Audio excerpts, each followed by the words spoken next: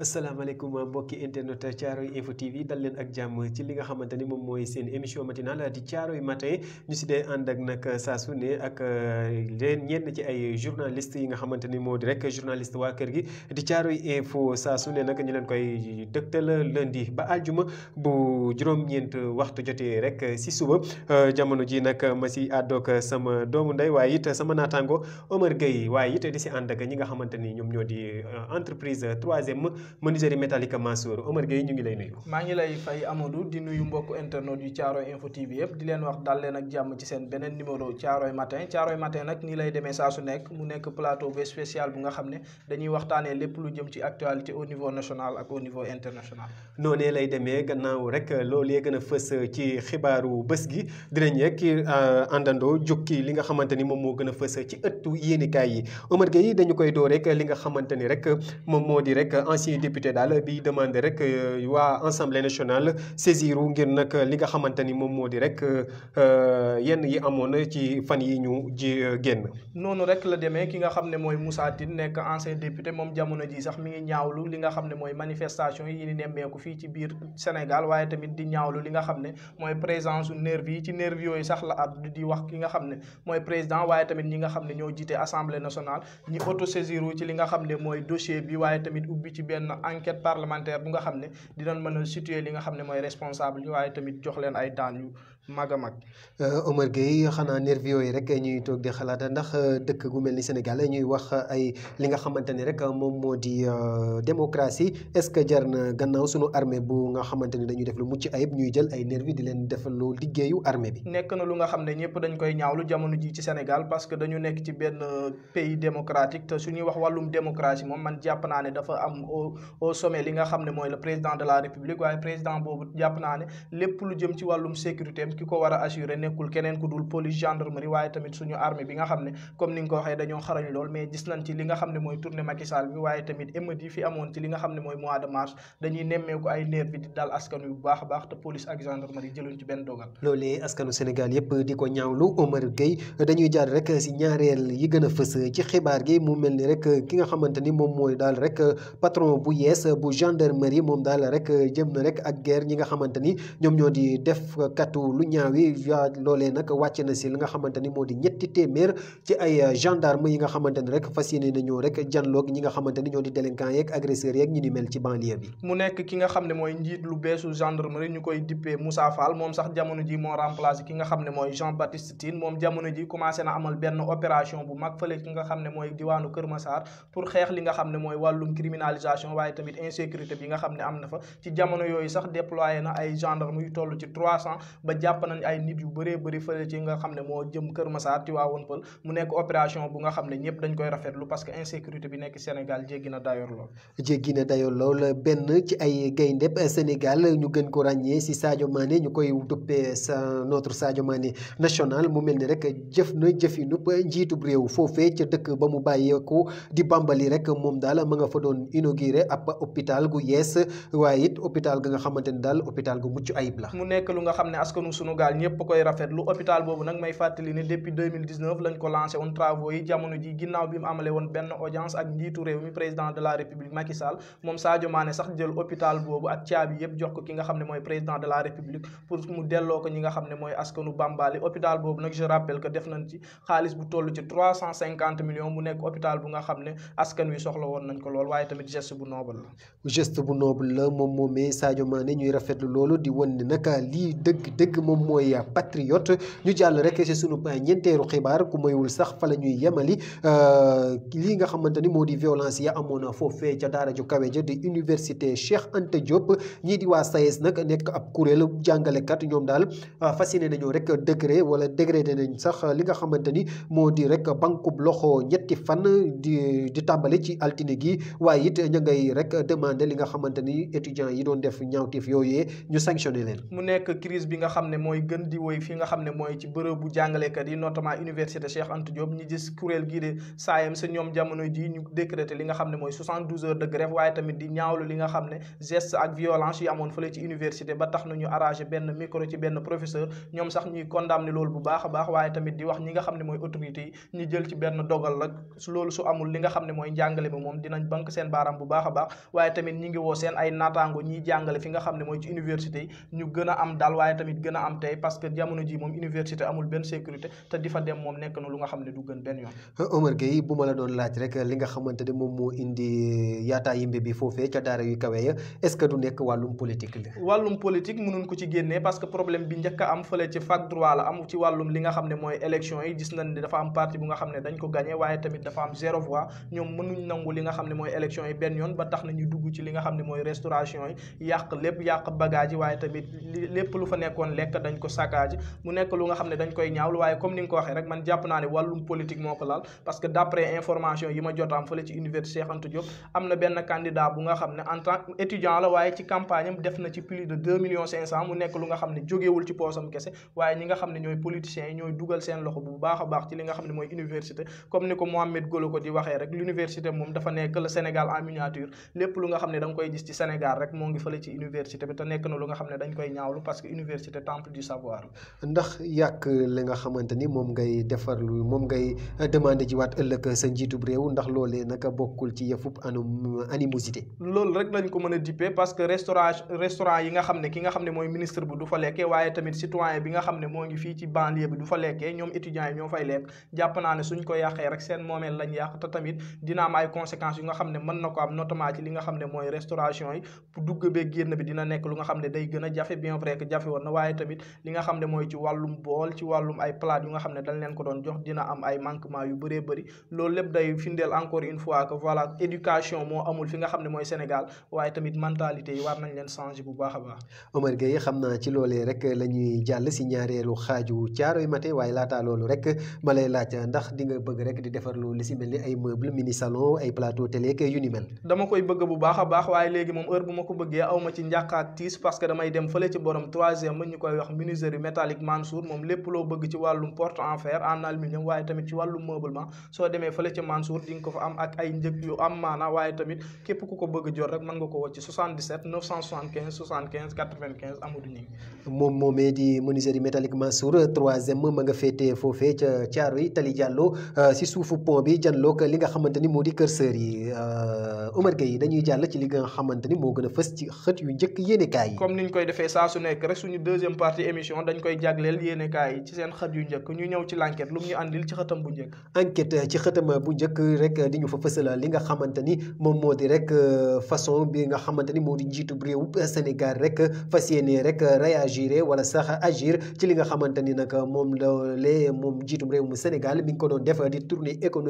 économique am bi maanaam wàllum koom-koom moom Macky Sall nag daal ma ngay jaar rek di waxtaan ak ñi nga xamante ni ñoo di ay partisans moom. nekk na lu nga xam ne comme niñ ko gisee rek moom mi ngi wax ne maintenant c'est à vous de réagir kon wàllum politique bi nga xam ne Macky Sall moo ngi ko doon bañ jamono ji gis nañ ne tournée bi nekkul tournée économique waaye dafa def benn tournée politique pour regrouper li nga xam ne mooy ay militants am. loolu kenn mënu kaa bañ a Omar Gueye. ñu jàll ci beneen yëglekaay muy Walf Quotidien lu mu ñu andil ci xëtam bu njëkk. Walf Quotidien ci xëtam bu njëkk dikk ak ñun ak ba tey njiitum réew mu Sénégal moom Macky Sall muy xam ne ni daal Macky Sall moom ma ngay rek déserté li nga xamante ni moom moo di front yi ci loolee nag mécontentement wala maanaam mérange gu populaire gi rek wala sax bu askan wi moom moomee daal moo am ñooñee nag nga xamante ni rek moo di attaque ñi nga xamante ni ñoo di kujje politique bi ba tey dañuy desandi ak yéenekaay bi di Walf Quotidien Omar Gueye Walf Quotidien dikk ak ñun ci crise universitaire yi am lii nga xamante ni nag ñoom ñoo di rek jàngalekat yi ñoom daal tàppe nañ nag ci table bi bu baax a baax di rek revendiquer li nga xamante ni daal moom moo di rek ay sanctions ci étudiants yooyu ak ba tey li nga xamante ni moo di Walf Quotidien ci xëtam bu njëkk dikk naag ñun ci ab blocus sub frontière yi nga xamante ni rek amoon na kii di Embalo moom furieux mer rek la def ak ki nga xamante ni moo di Condé waaye Macky Sall ak ñi nga xamante ni daal ñoo di CEDEAO rek trouvé nañ ab terrain d'entente ba war a rek tijjiwaat li nga xamante ni moom moo di frontière yu Guinée ak yu Sénégal. man xam naa ci li may àddu rek mooy wàllum professeur yi nga xam ne jamono ji dañoo bank seen loxo nekk na lu nga xam ne ñu ngi ko doon xaar parce que sécurité amatul fi nga xam ne mooy ci université waaye tamit gis nañ li nga xam ne mooy jëf ju ñaaw ji étudiants yi def fekk benn prof buy def cours ñu arraché li nga xam ne mooy micro bi nekk na lu nga xam ne gënul benn yoon mais ñoom comme niñ ko waxee rek li nga xam ne ñooy suñu ay autorité ñoo ci war a jël ay dogal parce que université moom chaque année da ngay gis même problème bi day am au lieu que Sénégal ñu régler ay problème définitivement dañuy jël ay problème di ko repousser ba tax na chaque année rek dañ ciy ñëwaat mu nekk lu ñaaw ñu jàll ci beneen yëglekaay muy réew mi quotidien xam naa nataalu Macky Sall lañ fay fekk ba léegi nataalu Macky Sall lañ fay fekk ak mbooloo gu takku ci ginnaawam moom Macky nag ak tournée bii rek ñu ne xam ne daal désormais ay risque rek a ci nekk tournée boobee nga xamante ne rek moom la duppee tournée économique bi maanaam daal wëru koom-koom. nekk na lu nga xam ne voilà munul ñàkk ay risque parce que gis nañ scène de violence yi nga xam ne am na ci waaye tamit ci wàllum xaalis tamit gars yi bàyyuñ ci xel bu baax a baax gis nañ ne tournée bi yàq nañ ci ay milliards yu bëree bëri te man jàpp naa ne xejoon na ci askanu Sénégal parce que gis nañ jamono ji problème yi nga xam ne mooy ngi am notamment ci université yi waaye tamit bien vrai que ñi ngi def ay jéegu ci li nga xam ne mooy ci wàllum santé waaye éducation bi moom war nañ ci jàpp bu baax a baax parce que éducation moo yor réew ñu jàll ci beneen yëglekaay lu mu ñu àndi l'évidence yéenekaay l'évidence yéenekaay dikk ak ñu ne ci xëtama bu njëkk ak ka nga xamante ni moom moo toppoon rek ci ki nga xamante ni moom moo di Idrissa Seck di Déthié Fall moom Déthié Fall nag ma nga rek ci kaw ñi nga xamante ni ñoo di électeurs yi fas yéene nag àddu ak ñoom waxtaan ak ñoom ngir rek ci élection yi ñu dëgmal di ay élection locale partem boobee am ay li nga xamante ni daal moom moo di rek ay voix yu baax a baax waaye it daal dëgmal rek li nga xamante ni moom moo di rek lu nga xam ne man jàpp naa ne ñoom ñoo ngi seen droit le plus absolu parce que élection moom soo cay dem da nga ko war a waajal bu baax a baax te askan wi il faut nga dem xam lu mooy seen ay problème pour mën ko saafara ñu jàll ci beneen yëglekaay muy L'As quotidien lu mu ñu andil ci xëtam bu njëkk L'As yéenekaay waaye Omar Gueye bala ñoo jàll si L'As yéenekaay dinaa la laaj rek ndax bëggoo ñu taalal ñu clim yi ba si kanam climatiseur yi moom maa ngi koy réclamer ay weer si ginnaaw xam naa dañ fi nekkuloon mais nekk na lu nga xam ne voilà tàngaay bi moo ngi dugg te ñoo ngi wax suñu DG wala suñu DGA mu jàpp ci bu baax a baax parce que safara si moom moo ngi booy bu baax kon nag ko amul yaay namp maam taalal leen ñu li fi ne ndax daal ña ngay rek wéy di mbir yaa ñuy gaañ daal dañuy jàll si L'As yéenekaay L'As yéenekaay nekk ak ñu ne ci xëy ak ñu ne ba tey ak nataalub ki nga xamante ni moom moo di Macky Sall dikk L'As yéenekaay sax dikkaat ak ñu ne ci Macky Sall ak ñi nga xamante ni ñu ngi koy teeru foofee ca marée humaine ya foofee ca Jolof googee nag moom daal daa mel ni mbooloo gu takku rek teewoon na fa ngir rek dalal ki nga xamante ni moo di Macky Sall dañuy desandi ak L'As yéenekaay ba tey L'As yéenekaay dikk ak ñu ne ci AFP mi nga xamante ni rek daal ma ngay teg ay conditions moom ak Benno Bokk Yaakaar woowee jamono ji moom gis nañ ne li nga xam ne mooy l'AFP ki ko jiitee di Moustapha Niasse mu ngi commencé amaat ay gët yu leer waaye tamit ci wàllum politique gis nañ ne jamono ji ñu ngi commencé am ay ambition ba ki ko jiite sax naan moom day jël li nga xam ne mooy siège buur bi jox ko ñi nga xam ne mooy xale yi mu nekk lu nga xam ne dañ koy rafetlu waaye tamit ci wàllum li nga xam ne mooy condition mu ngi koy muy tegal waa Benno Bokk Yaakaar man jàpp naa ne dara waralu ko rek li nga xam ne élection yi nga xam ne ñoo ngi koy dem parce que bëgg nañ am ñu leen représenté bu baax a baax ñu jàll ci beneen yëglekaay muy Les Échos lu mu ñu andil ci xëtam bu njëkk Les Échos dikk ak ñu ne ci xëtam bu njëkk Omar Gueye ak li nga xamante ni rek moom moo di appareil radiothérapie ba nga xamante ni rek moom moo paan foofee ca hôpital Dalal Jàmm loolee nag mel ni rek li nga xamante ni moom la ñuy dëkk di wax saa su ne maanaam kuréel ñi nga xamante ni ñooy yor wér-gu-yaramu Sénégal fooy seen foofee ma ngay sooxe bu baax appareil boobee nga xamante ni nag moom la ñuy simuler ak li nga xamante ni moom moo di HS moom nag patient yi daal ñi nga xamante ni ñu ngi koy rediriger foofee ca La Dantec patient yi ñu yóbbu ca La Dantec ndax appareil boobee paan waaye it ñenn ci ñi nga xamante ni rek dañu ñàkk seen wér-gu-yaram bi maanaam ñu feebara rek am nañ ab désarroi bu métti foofee ca Dalal Jàmm nekk na lu nga xam ne lii rek moo tax ñu ne tournée Macky Sall bi ce n'est ni le moment ni le lieu waru ko woon def daal ci gàttal parce que en général ñi ngi gis ay problème mi ngi am ci biir Sénégal waaye tamit lu ci mel ni hôpital Dalal Jàmm nekk hôpital de niveau 2 mu am ay panne ci wàllum li nga xam ne mooy seen ay machine nekk na lu nga xam ne dañ koy ñaawlu parce que man jàpp naa ne xaalis bi ñu def lépp ci tournée bi suñ ko defoon ci hôpital yi dinañ leen gën a suqali bu baax a baax waaye tamit askan wi dinañ mën a faj bu baax a baax tiitaange bëgg am foofee ca Casamance ndawu Casamance yi daal ñoom ñoo rek fas yéene jàll ci ab rébellion loolee nag ñoom ñooñee ñu ngi say jàll rek ndax ay exigences yu ñu teg ci table bi waaye it daal yenn ci ay chinois ya nga xamante ni rek dañoo yëkkati ab liggéey ci loxo sénégalais yi bëgg kaa jox ay chinois ñooñee sax di ndaw Casamance yi demoon nañ rek bay bëggoon a taal sax benn ci ay machine chinois yooyee. nekk na lu nga xam ne dañ koy ñaawlu parce que violence moom kenn du ko encouragé waaye tamit ci wàllum Casamance man jàpp naa ne chef d'état yi fi jaar yëpp dañ ci am benn échec waaye ki nga xam ne mooy président de la république am na ay résolution yu nga xam ne bëggoon na ko entamé mais ba tey gis nañ ne dafa sooxe bu baax a baax rebelle yi en général ñoo doon yëngu waaye jamono yi suñ gisee li nga xam ne mooy askan bi ñëw teguwaat ci li nga xam ne mooy rebelle yi nga xam ne dañuy yëngu day gën a métti bu baax a baax parce que problème boobu moom nekk na problème bu yàgg waaye tamit war nañ ko saafara pour mu jeex. acca ñu dem Omar Gueye. ñu jàll ci beneen yëglekaay muy Vox Populi lu mu ñu andil ci xëtam bu njëkk. Vox Populi ci xëtam bu njëkk ñëw rek ak ki nga xamante ni moom moo di Alioune Tine di ñu xamal ni rek moom daal warul ñëw rek jouer wala foo benn yoon ak ay allumette waaye it ci réew ma nga xamante ni li nga xamante ni daal moom moo di pétrole ak gaz rek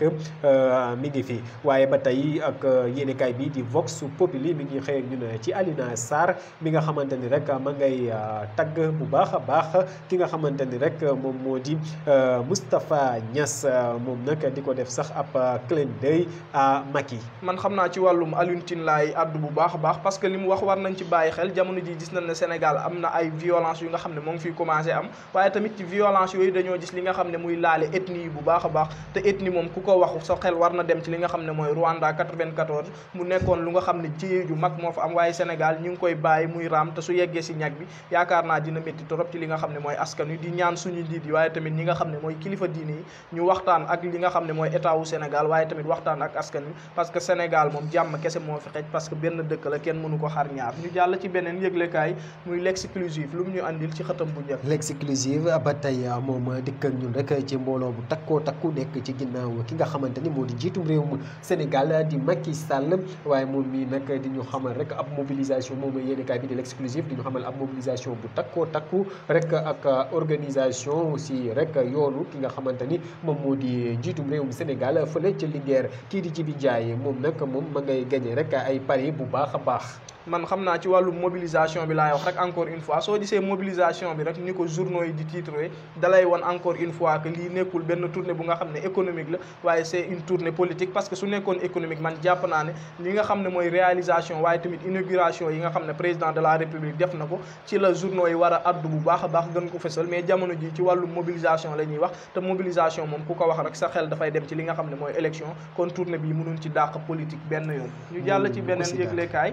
am naa muy libération lu mu ñu andil ci xëtam bu njëkk. libération ci xëtam bu njëkk dikk ak ñun ci ay révélation yi nga xamante ni daal fële ca tubaab jàllaw rek la xewee ni ki aljuma bi nuit de terreur la ko tuddee bi maanaam rek guddib musiba foofee ca hôtel Pierre de Lys foofee nag sax ay defkatu ñaawteef ñoo fa dugg rek bi maanaam cambriolé leen lu ci mel ni ay xaalis waaye it takkuwaay waaye it daal ab rek oto ba nga xamante ni bu ab médecin bu nekk bu féete woon foofee nga xamante ni moo di ca hôtel Pierre de Lys yooyu yëpp daal rek lañ fa jël ba tey dañuy desandi ak libération yéenekaay ak Mboro fële ca Mboro El Hadji Ndiaye moom daal ak CIE ñu ngi rek jaay li nga xamante ni ñoom ñoo di rek permis de conduire yi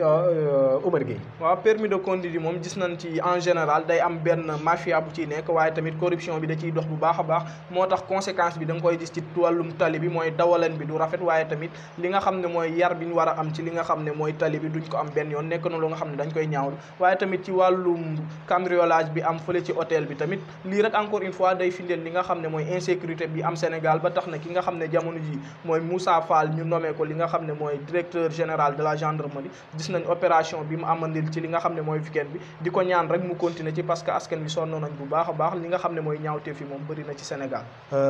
mbir am na de Omar Gueye ba tey ak Libération xëyaat ak ñu ne ci beneen révélation plainte bu ñu amal ci ndoddub état wu Sénégal te lu leen amal lu ko rek jotul réfugié yu Mauritanie yooyee nga xamante ni rek ña ngay laajte fukk ci ay milliards état wu Sénégal plainte boobee nag ñu ngi ko jébbal rek cour de justice de la CEDEAO. nekk na lu nga xam ne moom dañuy bàyyi yoon def liggéeyam rek waaye jamono ji moom xam naa ne Sénégal moom ak CEDEAO seen diggante ñagas na lool parce que notamment ci li nga xam ne mooy wàllum parrainage bi tamit gis nañ ci ay dogal yu nga xam ne jël nañ ko te Sénégal ba léegi respecté bu ko jamono ji moom seen li nga xam ne mooy seen ay jëfalin nekk na lu nga xam ne lu xaw a ñagas la ñu jàll ci beneen yëglekaay mooy tribune lu mu ñu àndil ci xëtam bu njëkk. tribune yéenekaay ci xëtam bu njëkk ay nataalub way takk der la ñu tegal foofee ci xëtam bu njëkk nag mu ñuy xamal moom tribune yéenekaay ab malaise rek buy wër buy yokk daal di persister wu rek foofee ca gendarmerie nationale rek mi ngi laaj ba tey moom ci xëtam bu njëkk tribune yéenekaay di xam le ni rek ana lan moo waral rek kii di général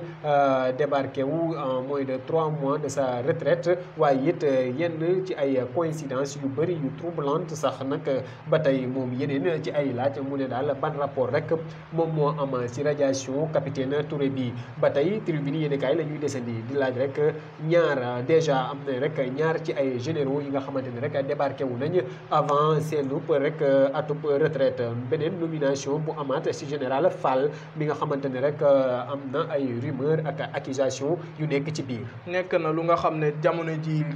teeyal na suñu xel bu baax a baax parce que ki nga xam ne jamono ji mooy Moussa Fall remplacé Jean Baptiste Tine jamono ji am na ay wax yu nga xam ne ñu ngi koy dégg notamment dafa am ay jéye yu nga xam ne wala boog ay jaxasoo yu nga xam ne am na ko ak président de la république ba tax na jamono ji mu ràjjee ko wala boog mu dàq ko te li nga xam ne mooy mandaam desoon na 3 mois jamono ji nag dañuy bàyyi li nga xam ne mooy président vu que dañu nekk ci benn état moom mooy nommé waaye tamit mooy fal di falli su jëlee li nga xam ne mooy dogal di remplacé ko keneen jàpp nañ ne entre guillemets ci moo ngi ci wareefam waaye tamit ki nga xam ne mooy général bu bees bi ñu fi teg am na ay tuuma yu nga xam ne ñu ngi koy teg ci ndoddam waaye tamit lépp lu nga xam ne wax nañ ko rek jamono ji dénk nañ ko li nga xam ne mooy gendarmerie nationale te na def liggéeyam bu baax a baax parce que gendarmerie moom dafa nekk benn corps bu nga xam ne benn corps bu excellent la te ci wàllum liggéey moom seen ay intervention day nekk ay ngëneel bu baax a baax ñu jàll ci beneen yëglekaay muy le quotidien lu mu ñu andil ci xatam le quotidien ba tey dikkaat ak ñu ne ab nataalu way takk der la fësal ci xatam bu njëkk di rek wax ab dàkk bi maanaam limogeage bi nga xamante ne rek am na ci haut commandant bu gendarmerie loolee nag nekk ab dégât bi nga xamante ne rek collatéral la waaye nag kii di général Tine ñu gën ko xam général Baptiste Tine moom moomee nag nga xamante ne rek emporté na benn ci ay dossier yu Omar Touré waaye it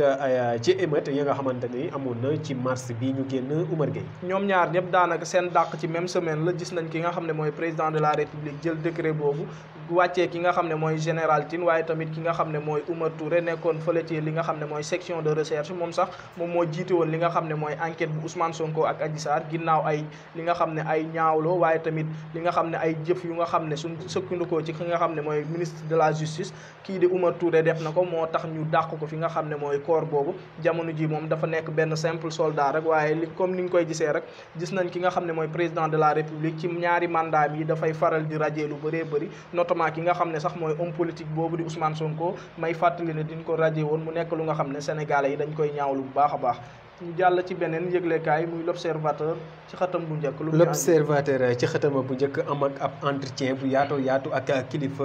ki nga xamante ni moo di groupe GFM di Youssou Ndour ñi nga xamante ni nag moom yu daal ma ngay livré rek bi maanaam daal ma ngay yàbbi rek ci yi nga xamante ni moom moo di coulisse forum bu Dakar boobee mi ngi xamante ni nag am na yu bëri ci ay niche yi nga xamante ni rek war nañ kaa mën a exploiter fii ci Dakar waaye it daal combat ba nga xamante ni daal dinañu rek jëmale ci ay énergie ya nga xamante ni daal da koy mooy nekk dafay nekk ab moomeel waaye it daal ñu aar ko bu baax a baax wala it aar si bu baax a baax li nga xamante ni moom moo di sunu environnement dañuy desandi ak l'observateur ba tey ñëw ci grand banditisme bi am film boobee nga xamante ni rek ñu ngi ko doon wax muy attaque bi ñu amal fële ca hôtel Pierre de Lys foofee nga xamante ni jël nañ fa lu mel ni xaalis waaye it ay téléphone bijou waaye it ay effet personnel emporté fa nag li nga xamante ni daal daal moom moo di rek otop benn médecin bu fa nekkoon Omar Gueye. dañ koy ñaawlu bu baax a baax waaye tamit di ñaan li nga xam ne mooy yoon mu def liggéeyam parce que fekk nit ci bërëbu liggéeyukaayam attaqué ko jël li nga xam ne mooy ay otom xaalisam nekk na lu nga xam ne lu ñaaw la ci askanu Sénégal waaye tamit comme ni ma ko waxee sànq rek encore une fois de plus dañuy gis li nga xam ne mooy problème de sécurité bi nga xam ne askan wi moo ngi koy dund te jamono ji moom ci wàllum sécurité en dehors de li nga xam ne mooy Sénégal ñi nga xam ne mooy investisseurs yi sax suñu gisee jiyee yi nga xam ne moo ngi am notamment fii ci Sénégal duñ fi bëgg a ñëw duñ fi bëgg a investir te loolu ñi nga xam ne mooy suñu ay njiit war nañ ci jël ay dogal bu baax a baax ñu jàll ci beneen yëglekaay xam naa fi lañ koy yemalee sax muy dugg ci wàllum sport cukki-cukki rek cukki-cukki comme ni ko Amina Paye di waxee saa su ne waaye it dañ koy commencé ak li nga xamante ni daal moom moo di coupe d'Europe bi maanaam daal jongante yi am ca tugal niki démb ñi nga xamante ni ñoo di italien rek moom qualifié nañu ci 8e de finale yi ñuy laaj rek ndax waa Pays-Bas maanaam hollandais yi duñu def ni rek waa Italie. waaw jamono ji moom gis nañ ñi nga xam ne mooy équipe yi commencé di qualifier 8e de finale bëri nañ lool waaye man li ci attiré sama attention muy équipe bu li nga xam ne mooy Italie gis nañ ne jamono ji ñu ngi ci 30 matchs sans li nga xam ne mooy défaite waaye tamit ci wàllum euro bi dañoo football 3 matchs yu nga xam ne encaissé wuñ benn bi mu nekk benn performance bu nga xam ne gars yëpp a ngi koy saluer te tamit ñi ngi tiit ci ñoom bu baax a baax ci li nga xam ne mooy coupe d'Euro bi ñu jàll ci beneen yëglekaay suñu loolee nag Franck moom ma nga cay démoli bu baax a baax ki nga xamante ni moom moo di Tyson 2 en 32 secondes ni ki samedi bi weesu la tàmbale woon noonu la demee rek ñu gis ne ki nga xam ne mooy Franc dafa dóor ki nga xam ne mooy Tyson 2 mu daanu da ko kaawo mu nekk combat bu nga xam ne ñëpp ñoo ngi ko doon xaar mais Franc moom jamono ji dafa nekk ci benn lancé bu nga xam ne lancé bu exceptionnel la te jàpp ne képp ku nga xam ne taxaw nga si kanam rek mën na la duma waaye tamit mën na la daan man moom mbégte la ak contentement ci man parce que Franc dafa nekk doomu Parcelles waaye tamit rek ci ki nga xam ne mooy Modou Lo ñu jàll ci beneen yëglekaay muy ba tey Tribune Sport lu mu ñu andil ci xëtam bu njëkk Tribune Sport ci xëtam bu njëkk indil ñëpp nataalub ki nga xamante ni daal moom moo di rek ki nga xamante ni moo di France su ma juumu la mi nga xamante ni rek moo kaawoo ki nga xamante ni moo di Tyson 2 et vise les ténors moom nag mi ngi naan rek pare na ngir affronter ki nga xamante ni moo di Eumeu Sène wala sax Lac de Guiers de Omar Gueye. waaw jamono ji moom comme ni ñu koy waxee rek bànqaas si kaw lay fekkante gis nañ ki nga xam ne mooy Franc mi ngi def ay jéego waaye ñi nga xam ne ñoo nekk ci kaw tamit dañoo war a may xale yi sens pour ñu mën a tase ak ñoom bëree xam naa ne combat yooyu moom dina nekk combat yu neex mais Lac de Guiers moom man bëgguma combat boobu parce que rasu bi day bëri te ñun moom mënuñ toog li nga xam ne mooy 1 heure de temps di ko seetaan ay combat nañ ko écarter bu baax a baax rek ci yooyu combat noonu lay demee saa su ne altine ba aljuma caaroy matin ñu si dee ànd ak yéen saa su ne bu juróom-ñeenti waxtu jotee si suba tey jii nag seen naataango seen doomu nday Amadou Gningue dikkaatoon si plateau bi doon si ànd ak ki nga xamante ni moom moo di Omar Gueye si xarale gi ki nga xamante ni moo di Siré Niang di ramosu kër gi comme ni ko Amina Paye di waxee moom moo ko yoroon rek ki ko si doon jàppale di Sadio Ndaw waaye it sunu góor gu ñaawul gi ak sañseem bu baax dina ma wax ban téer moo koy solal ma fay dema saa su ne moom it ma nga jàppoon ca technique ba Omar Gueye di jaajëfal bu baax a baax ñi internet yi ñu doon topp si thiaroyinfo.net di sunu page Facebook di leen xamal ni ci kanam tuuti rek di ngeen am Thiaroye matin bi sunu chaîne YouTube Thiaroye Info TV di jaajëfal bu baax a baax ki nga xamante ni moo di Amina Paye waaye it di jaajëfal bu baax a baax sunu DRH Cheikh Tidiane mi ngi nuyu rek ñëpp ñi nga xamante ni ñu ngi si équipe bi di jaajëfal bu baax a baax mag may tooñ naan ma monsieur Gningue da ngaa leer fu ma jaar leer fan yi booy bokkatuñu lan la koy wax bokkatuñu terrain Babaloo di ko jaajëfal mi ngi naan Omar l'homme aux paroles ziar naa la di jaajëfal bu baax a baax ki nga xamante ni moom moo di Lifa Junior moom it ma ngay nuyu équipe bu Thiaroye Info TV bu baax a baax di leen jaajëfal di leen jox dig daje ci kanam tuuti balaa Omar Gueye tàggoo ci kanam tuuti di ngeen am li nga xamante ni moom moo di càmbaru bés bi bu juróomi waxtu jotee si ngoon jàpp juróom benn waxtu Omar Gueye di la jaajëfal bu baax a baax Amadou Gningue waaye tamit di jaajëfal ñi nga xam ne mooy suñu mbokku internet yu Thiaroye Info TV yëpp li nga xam ne mooy Thiaroye matin ni lay demee saa su nekk émission bu nga xam ne dañ koy amal du lundi au vendredi à partir de 9h mu nekk émission bu nga xam ne dañuy waxtaanee lépp lu jëm ci wàllum actualité waaye tamit jukkil leen li nga xam ne moom la xët yu njëkk yéenekaay yi xëyee di ci ànd ak suñu sponsor bu mag bi di borom 3e menuiserie métallique Mansour nekk fële ca Tali Diallo en face li nga xam ne mooy Kër Sër soo wàccee li nga xam ne mooy pont bi lépp loo bëgg ci wàllum porte en fer en aluminium ba ci ay meublement yu rafet rek pour taaral sa kër soo demee fële ca Mansour di nga ko fa am ku ko bëgg a woo mën nga ko woo ci 77 975 75 95 mais comme ni nga ko waxee rek heure bu nga xam ne feeñ nañ ci li nga xam ne mooy écran yi dañ koy sante ñi nga xam ne ñoo nekk ci wàllum technique bi ku ci mel ni suñu Ramos si kër gi di ko wax ne massa coono Ramos moom jamono ji jógee na fi nga xam ne mooy Real waaye tamit ki nga xam ne mooy Sadio ak Cheikh Junior maa ngi leen di ziar bu baax a baax di leen jox dig daje incha allah à partir de 17h ci beneen émission bu mag bi càmburu bés bi